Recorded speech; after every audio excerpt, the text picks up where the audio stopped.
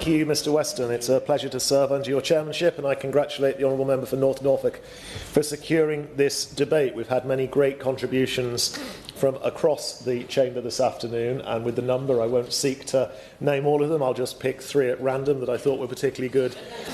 That of my honourable friends for South Northamptonshire, East Hampshire and Bridgewater. It is a privilege to speak in today's debate on a subject that is close to the hearts and livelihoods of so many of my own constituents in the rural constituency of Mid-Buckinghamshire. And let me begin, Mr Weston, by paying absolute tribute to the immense contribution rural businesses make to the United Kingdom, whether it's farming, tourism, food production, forestry, hospitality, manufacturing, or indeed our rural innovators. These enterprises are not simply economic units. They are custodians of heritage, engines of local employment, and lifelines for communities that could otherwise be left behind. Let's start with some of the challenges, some of which have been picked up through the course of debate. And we'll start with communications. It was a Conservative government that introduced the Shared Rural Network in 2020, a £1 billion joint programme at that point with mobile network operators to attempt to eliminate the so-called not spots in rural coverage, many of which were found, some of which still are found in my own constituency, such as the village of Cuddington. This initiative is transforming how farmers, tourism operators and remote workers do business, but I think it is clear from this debate and indeed my own experience that there is still some way to go on that. And if we cannot solve, as others have said, the communications challenges in the digital age, then that will hold everyone back. A thriving rural economy also depends on a fair tax system. That is why successive Conservative chancellors took steps, for example, to freeze fuel duty, a vital measure when you live miles from the nearest market, school or supplier. That is why we increased the VAT threshold for small businesses, and that is why we champion business rates relief for village shops and pubs, demonstrating their community value as well as their commercial one. We also froze alcohol duty, offering a crucial boost to rural pubs, breweries and cider producers and vineyards, often vital employers and social hubs in rural areas. These measures reflect a Conservative belief in letting enterprise breathe, rather than smothering it under tax and bureaucracy. Another area is crime. We need to combat rural crime far more harshly, and it's another area which I speak with some experience in this place, as what began as my private member's bill grew into the Equipment Theft Prevention Act in 2023, which will, once the government finally moves the secondary legislation required for it, protect farming businesses and from agricultural machinery thefts. I would be delighted to give way to my right honourable friend.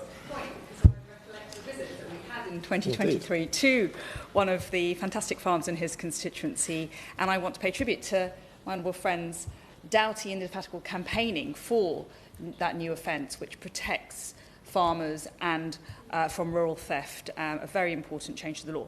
But would he agree with me as well that another aspect that is blighting our rural communities are illegal encampments? In my area, in Denmead and in parts of Southwark and Fareham, we have had real challenges with illegal encampments. The last Conservative administration introduced more police powers to allow the moving on of some of these groups who cause a nuisance, who cause destruction, intimidation, and sometimes engage in illegal activity. Of course, we respect the rights of minorities, but would he agree with me that a lot more awareness needs to be raised amongst the police and also communities so that we combat the scourge of illegal encampments more successfully?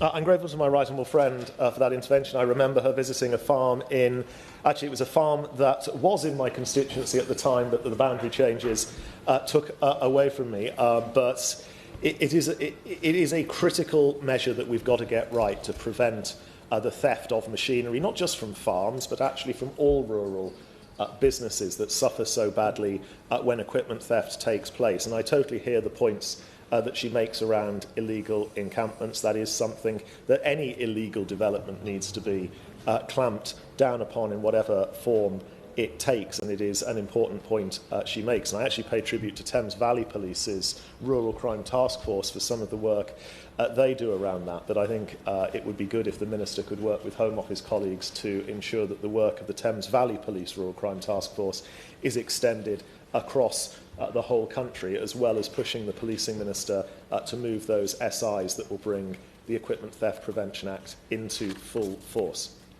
Let's turn to the direction of travel on rural business under this government, and it gives me real concern.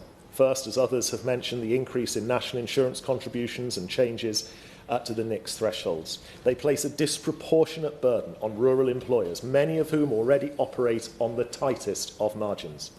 For a rural farm employing 5 seasonal workers or a family-run dairy business with a handful of long-serving staff, these extra costs are not abstract. They are the difference between hiring and firing. The sharp rise in the national living wage is hitting rural sectors with seasonal and low-margin employment, especially farming, food processing and rural tourism, particularly hard.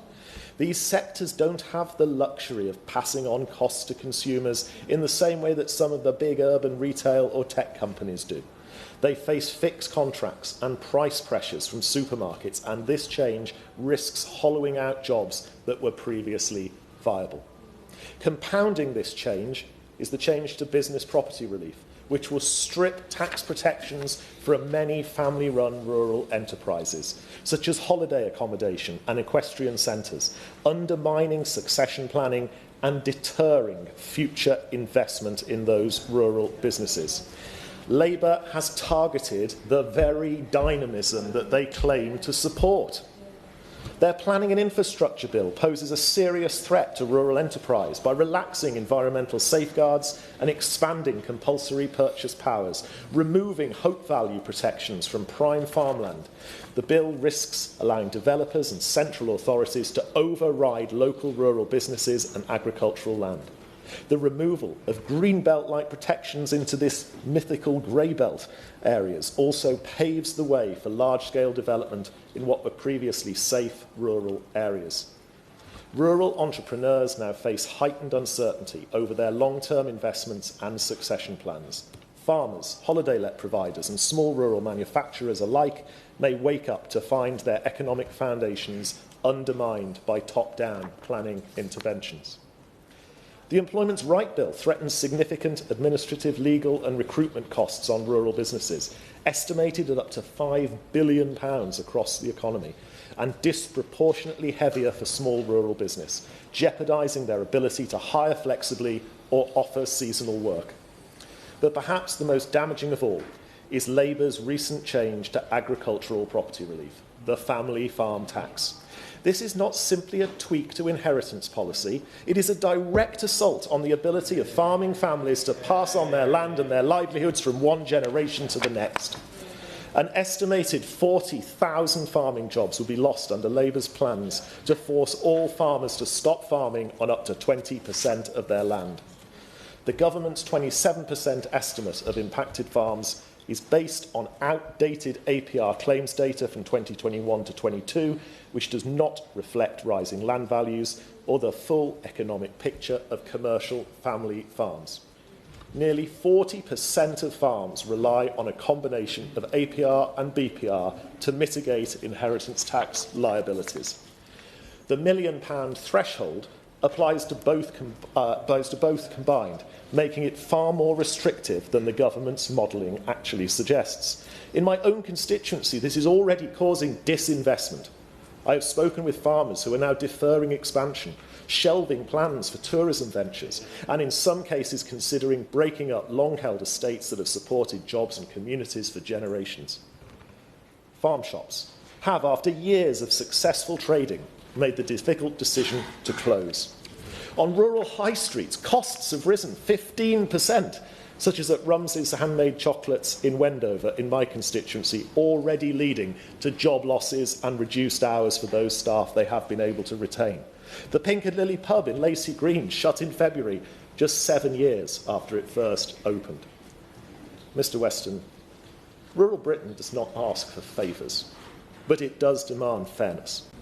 It wants policies that reflect the unique challenges of doing business across distances in smaller labour markets and with greater exposure to the weather, the global economy and regulatory interference.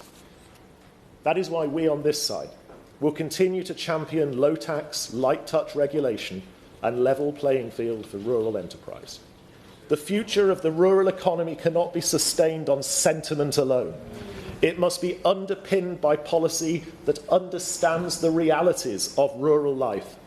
And on that test, thus far, Labour is failing.